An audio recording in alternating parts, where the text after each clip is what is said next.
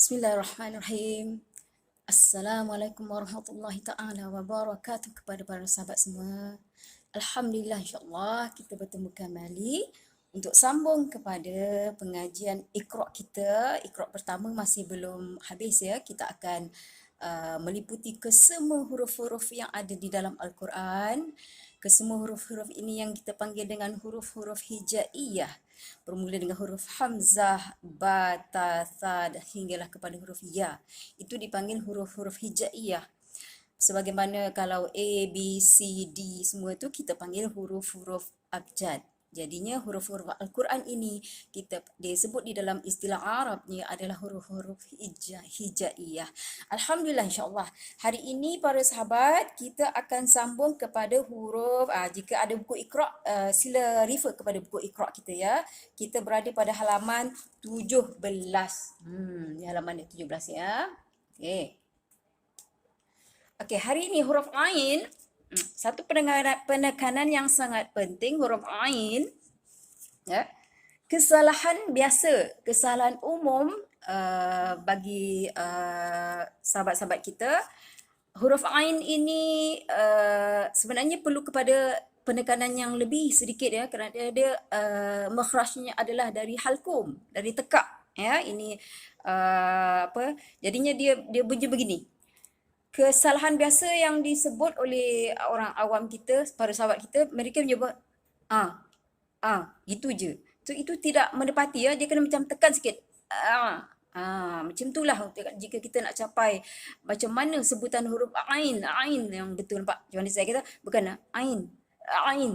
Macam tu ya. So ini huruf ain dan berbaris fathah, berbaris atas. Jadi bunyinya, bacaannya disebut Pak. Saya tak baca macam kena tekan sikit ya. Dari segi makhrajnya kita sebut di halkum tadi. Dan dari segi sifat, huruf ain ni dia sifat lembut ya, bersifat lembut, tapi dia tak adalah hams, qaqalah sebagaimana yang lain. Itu saja yang penting ya. Jadi mari kita sama-sama teruskan pembacaan kita kepada Iqra' kita. Okey. Pandang di sini ya, insya-Allah. Bismillahirrahmanirrahim. Nampak? Bismillahirrahmanirrahim. Kita bermula di sini. Allah. Nampak? Saya tekan pada huruf ain ya. Saya ulang. Allah. Ta. Ra. Ba. Ta. Kita teruskan lagi. Sa. Za. Sa. Dha. Da, ha, wa. Ba, tha. Sa, wa. Sha, ta, Nampak? Tekan sikit ya. Ja, kha, dha. Dha, sha. Za, dha. Ja, dha. Da, ta, dha. Ta, ta. Terusnya di bawah ya. Seperti biasalah kita nak kenal huruf-huruf dan juga bila huruf itu berbaris ya. Huruf kita di sini kita baca abatatha, ja, ha, kha, da, dha, ra, za, sa, sha, sa, dha, ta, dha, dan sekarang huruf-hurufnya huruf apa? Seperti biasa, huruf hamzah, huruf ba, ta, tha, jim, ha, kha, dal, dhal, ra, zai, sin, shin, sad, dha, ta, dha, ain. Begitu. Kita akan teruskan kepada halaman kita. Saya berhajat untuk habiskan Iqra' kita yang pertama ini ya, kerana kita nak melangkah masuk kepada Iqra' yang kedua, sebab Iqra' kedua itu akan lebih menarik lagi ya. Sebab kita Iqra' dua nanti kita akan huruf-huruf kita akan bercantum membentuk perkataan ataupun kalimah. Jadi lebih lagi pengajian yang kita dapat ya. Jadi hari ini insya-Allah saya cuba untuk habiskan ke semua huruf-huruf hijaiyah kita. Okey, seterusnya kepada halaman sebelah kita nampak huruf ghain ataupun huruf ghain ya, nak sebut ghain pun boleh, ghain pun boleh, dan dibaca dengan baris fathah itu berbunyi gha. Okey. Dari segi halkum, dari segi makhraj dia adalah huruf halkum sama dengan huruf ain, dan ghain ataupun tadi ghain tadi tidak mempunyai sifat. Ain tadi lembut ya. Ghain tidak mempunyai sifat. Okey, kita sambung bacaan kita. Sini. Gha a da gha dha a ta gha. Terus ثا ع ظا جا غا ظا سا طا ع. Nampak saya tekan huruf ain ya. Ha pedas satu lagi huruf yang kita kena tekan ya.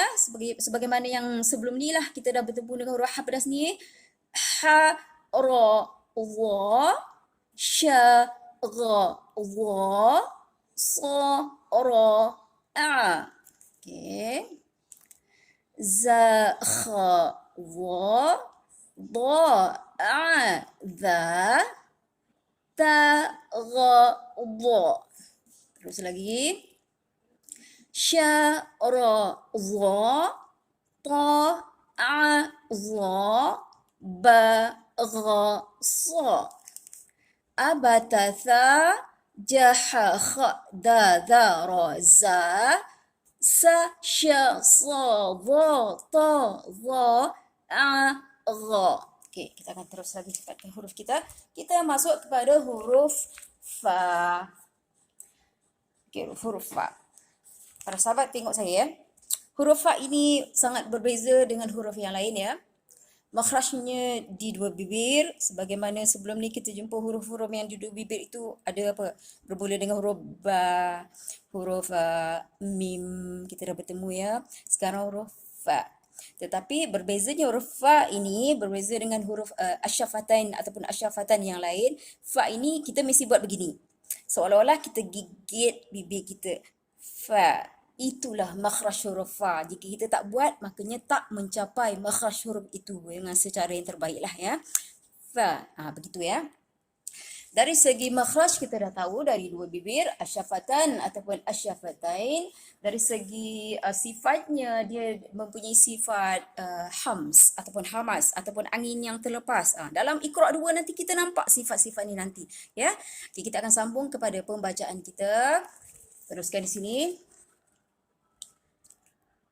Fa gha fa dha gha fa sa. Okey. Fa ha gha ja za ha fa dha ta da sa fa gha sya kha dha. Okey. Sa gha dha kha fa dha sya gha dha. Fa za a tha gha ta dha fa ra. Abatatha jaha kha da dha ra za sa sya sa dha ta dha a gha fa. Huruf-hurufnya apa? Huruf hamzah, ba, ta, tha, jim, ha, kha, dal, dhal, ra, zai, sin, shin, sad, dad, ta, dha, ain, ghain ataupun ghain, fa. Itu huruf-hurufnya. Kita akan terus melangkah kepada seterusnya halaman 2 ya. Huruf qaf. Okey. Qaf ini sahabatnya nanti adalah huruf kaf. Itu ya. Kerana qaf dengan kaf ini makhrajnya bukan dari dua bibir ya, bukan dari halkum sebagaimana yang kita jumpa huruf lain tadi lah. Maka qaf ini makhrajnya adalah dari lidah. Tapi lidah ni ada bagian dalam tu, yang paling bagian dalam tu dipanggil pangkal ataupun permulaan lidah. So yang depan ni dipanggil hujung sebenarnya, ekornya ya. So qaf ini makhrajnya di sana, di pangkal lidah. Dia dah dekat dengan tekak, jadi bunyinya tebal. Ya, itu di situ dia punya makhraj. Dan kemudian nanti huruf kaf lembut. Dia tak tebal ya. Dia ini pada lidah juga tapi bukan di pangkal yang macam tadi, dia lebih ke depan, macam kat depan lidah lah, lebih nak sampai ke hujung tapi tak hujung sangat, tapi tidak di pangkal, dia lebih ke tengah ya, pertengahan lidah. Itu dua dua makhraj, dua huruf yang keluar daripada makhraj lidah ya, huruf qaf, nampak qaf tebal. Kita terasa tekak kita tu apa? Dia panggil apa, muscle pada tekak kita tu terasa bila kita menyebut huruf qaf ya. Qaf, hurufnya huruf qaf, Q-O-F, tapi bila berbaris fathah macam tu, baris atas ya. Saya lebih, kalau boleh, matlamat saya untuk menyebut fathah. Tapi hari ini saya masih menyebut baris atas supaya kita familiar dulu, bagi diri kita biasa dulu, dan mula nanti kita sebut qaf, qaf berbaris fathah macam tu ya. So berbunyi qa gitu. Okey, makhrajnya kita dah sentuh. Sekarang apa sifatnya? Huruf qaf ini mempunyai sifat melantun ataupun sifat qalqalah. Saya rasa kita kita dah masuk semua huruf-huruf qalqalah ya. Kita dah kenal semua huruf qalqalah ya, yang punya sifat melantun ni ada 5. Awalnya kita dah jumpa huruf apa? Huruf ba, huruf jim, huruf ba, jim, dal, qaf, ta. Kita dah jumpa semua insya-Allah ya, huruf-huruf yang mempunyai sifat melantun ataupun qalqalah. Tu. Mari kita sama-sama membacanya. Okey, pembacaan di sini hanyalah untuk mengenal huruf saja ya, tapi kita tidak mencapai lagi sebenarnya, sebab kita bila dalam Quran bukan huruf-huruf yang begini. Di dalam Quran nanti huruf-huruf ini akan membentuk perkataan ataupun kalimah, bercantum kan. Jadinya di sini kita hanya untuk mengenal dulu macam mana huruf ni, tebal ke, nipis ke, apa ke. Itu saja sebenarnya untuk Iqra satu ni ya. Kita sama-sama teruskan pembacaan kita. Okey. Sini kita baca qa ba dha qa ta fa ra qa fa gha dha fa qa dha sa fa ha dha kha qa fa sa qa da ضغط شفع زقق أبتث جحخ دذ رز سش صضط ظ غفق. Okay. Kita akan seterusnya kepada huruf kaf tadi. Kita dah sebut tadi makhrajnya sama lidah ya, tapi cumanya dia tidak dipangkal. Okey. Dan sifat kaf bukan melantun. Kaf ini huruf yang lembut, sifatnya adalah hams ataupun hamas ataupun angin yang terlepas. Okey. Ingin saya beritahu ya, kaf ini dia ada bentuk lain ya. Bukan bentuk ini semata-mata di dalam Al-Quran. InsyaAllah jika kita bertemu nanti akan saya highlightkan ya, akan saya beritahu bagaimana bentuk lain huruf kaf. Mari kita sama-sama teruskan pembacaan kita insyaAllah. Bismillahirrahmanirrahim. Kahaqa, kaqaha, dhahaka, jakata, atafa, syakara, sadatha, qakafa, dhagasa, ghafaka, zakata. Teruskan. Abatatha, jahakha, dadha, raza, sasha, sadataza, ghafaqaka. Kita teruskan lagi huruf kita insyaAllah. Kita nak habiskan huruf-huruf hijaiyah kita. Sedikit saja lagi ya. Huruf lam. Huruf lam ini dari segi makhraj ya, pasangannya adalah huruf kawan lah, bukan pasangan kawan ya. Kawannya adalah huruf ra.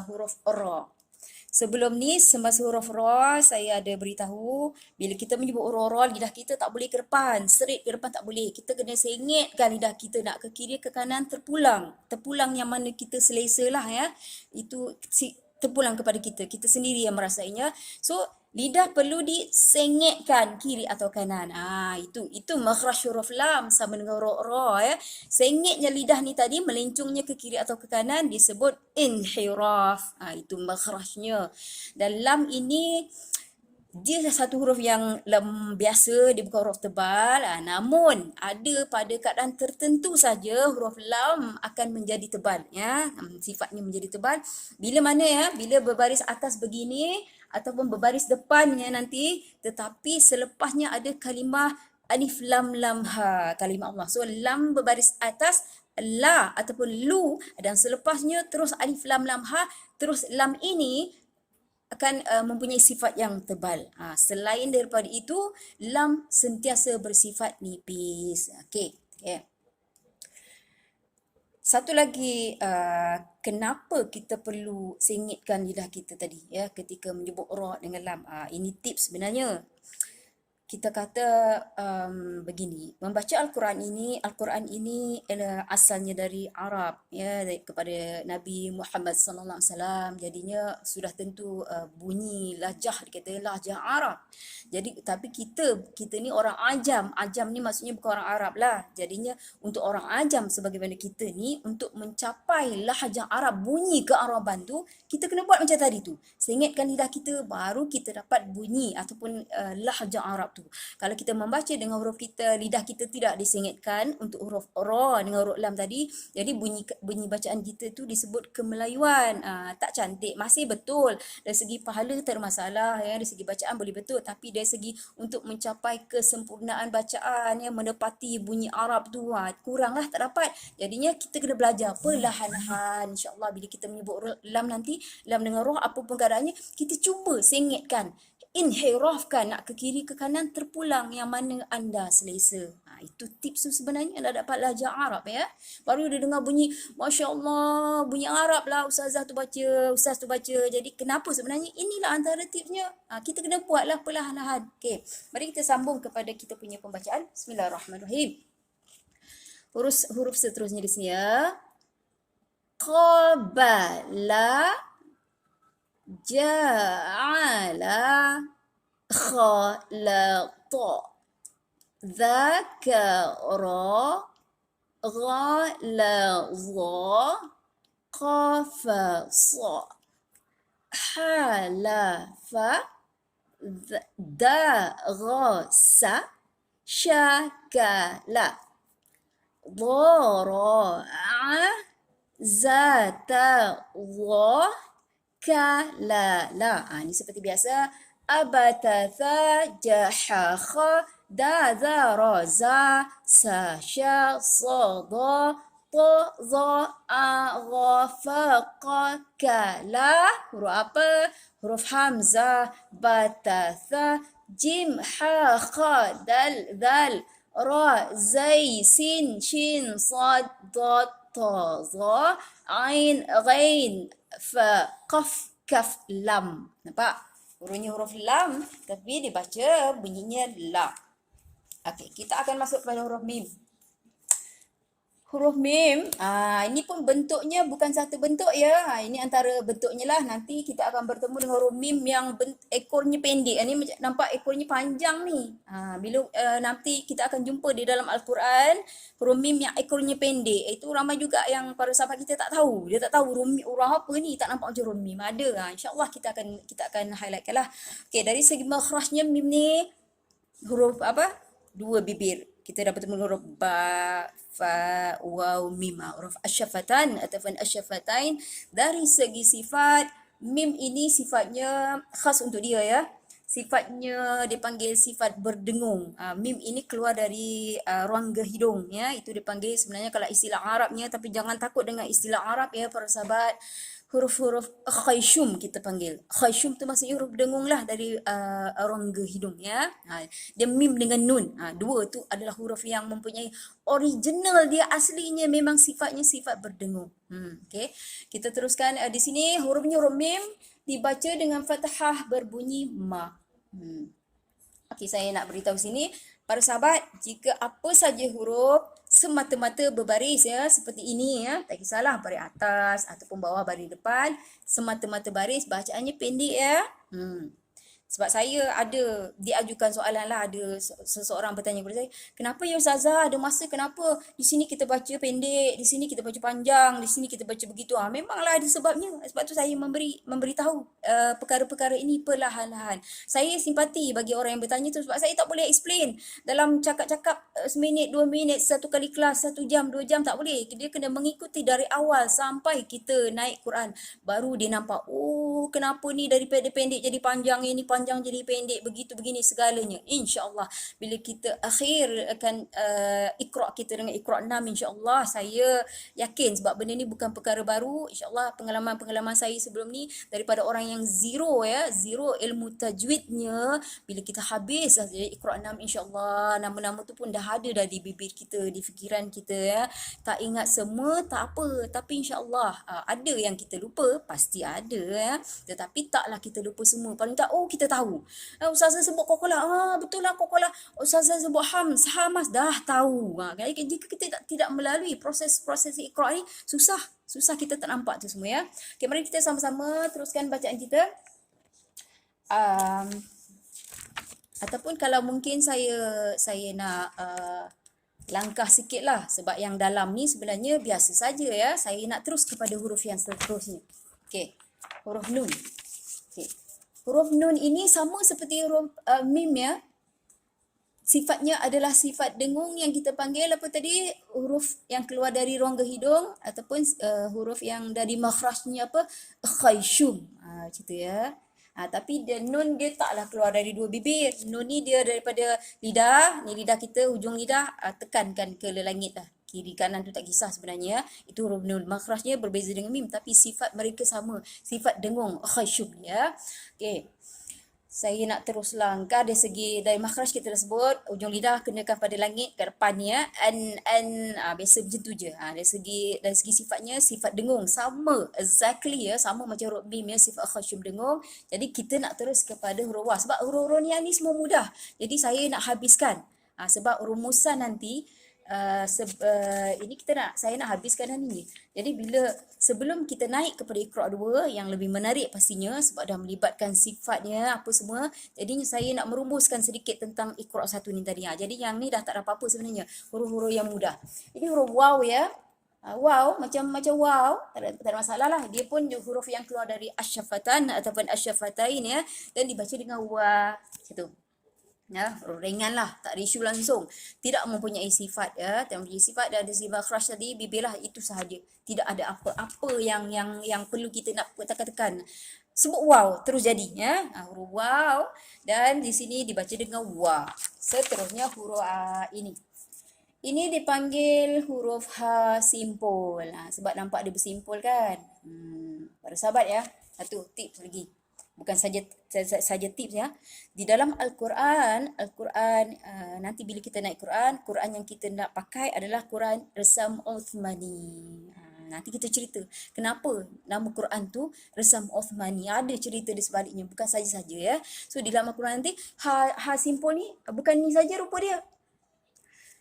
Bersimpul begitu kerana dia seorang-seorang, tak melekat dengan huruf lain. Bersimpul lah dia. Tapi kalau huruf lain dulu, katalah ba. Lepas ba, ha, dia tak jadi macam ni lah. Dia simpul juga tapi dia akan turun bawah jadi macam reben. Itu ha simpul juga. Dan jika dia duduk di hujung perkataan nanti, dia boleh jadi macam bentuk telinga. Macam kita lukis patung masa kita kecil-kecil lukis kartun tu kan. Kita lukis muka patung macam bentuk telinga.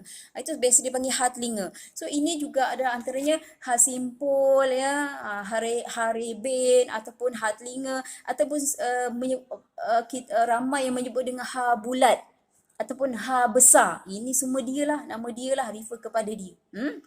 Okey. Huruf ha ini dari segi makhraj dia dari halkum. Kita dah lengkap dah huruf halkum ada 6 ya. Huruf halkum ada 6 sebelumnya dari awal bermula dengan hamzah semua ya. Ini huruf halkum yang ke-6. Dari segi sifat dia mempunyai sifat hams ataupun hamas. Okey. Bunyinya ha. Yang ni biasa saja. Ha, gitu je ha. Jangan yang macam ha berdasu. Ha berdasu ha. Nampak dia lebih. Ha berdasu lebih. Sebab dia dipanggil ha berdas. Jadi ha simpul ni biasa je. Ha, macam besar. Sebab tu dia juga dipanggil ha besar. Ha, tapi tak payah ha. Dia tak payah macam tu ya. Okey, ni ha simpul dan seterusnya kita pergi kepada huruf ya. Tengok. Huruf ya tak ada titik. Ini juga diajukan kepada saya. Ustazah, kenapa dulu saya belajar, Ustazah? Saya belajar dulu-dulu kat kampung dengan Ustaz dengan Ustazah, huruf ya ada 2 titik. Tapi kenapa sekarang ya tak ada titik, pening kepala. Itu semua ini dipanggil apa? Seni penulisan untuk Al-Quran lah, untuk mushaf. Mushaf tu Quran ya. Kita boleh panggil Quran, kita boleh panggil mushaf. Jadi ini dipanggil seni penulisan. So hari ni kita dah tahu huruf ya ni nak ada titik pun boleh, nak tak nak titik pun boleh, tetap huruf ya. Dan kita akan jumpa yang bertitik pun ada, yang tak ada titik pun ada. Kita akan jumpa di dalam Al-Quran. Alhamdulillah ya, dari segi makhraj nak siap. Dari segi makhraj dia bukan satu yang sukar, sangat mudah ya. Kawan dia apa? Kawan dia Shin Jim Ya. Shin Jim Ya itu kawan-kawan dia lah pada daun lidah, tidak ada isu dan dia tidak mempunyai sifat. Habis huruf kita ya, habis semua. Dan saya nak, ini yang sangat penting, sedikit saja tentang ini. Apa yang kita tengok di sini, huruf hamzah. Yang ni pun hamzah ya para sahabat, kawan-kawan. Ni pun hamzah, ini pun hamzah. Kita jumpa lagi nanti bentuk lain. Kenapa di sini ada alif, Ustazah? Kenapa? Itulah. Saya nak bagi tahu huruf hamzah ni sifatnya suka bertenggek dan biasanya huruf hamzah bertenggek tak kisahlah di atas atau di bawah. Macam ni kita jumpa dia bertenggek di atas alif, kita kata. Nanti kita akan jumpa hamzah bertenggek di bawah alif. Alif dulu, lepas tu ada hamzah kat bawah dia. Ada juga tetap huruf hamzah dan 3 huruf ya. 3 huruf yang huruf hamzah selalu bertenggek, huruf alif, huruf waw, huruf ya. Itulah 3 huruf yang memang confirm biasanya menjadi rumah kepada huruf hamzah, tetapi kedua-dua ini tetap huruf hamzah. Ni ada orang kata, Ustazah ni huruf alif hamzah ke? Bukan. Alif ni jangan sebut. Sebab tak tahu je. So sama ni. Okay? Itu yang saya nak tekankan. Dan jangan membaca hamzah dengan bunyi ain. Jangan. Itu kesalahan umum. Kita huruf hamzah ni bunyi sebiji macam alif. Macam ni ya. Ni mim yang saya cakap tadi. Ada yang satu ekor panjang macam ni dan juga ekor pendek. Ni sama je. Nampak dia letak tanda sama juga. Macam ni tanda sama juga. Maksud ni sama dengan ni.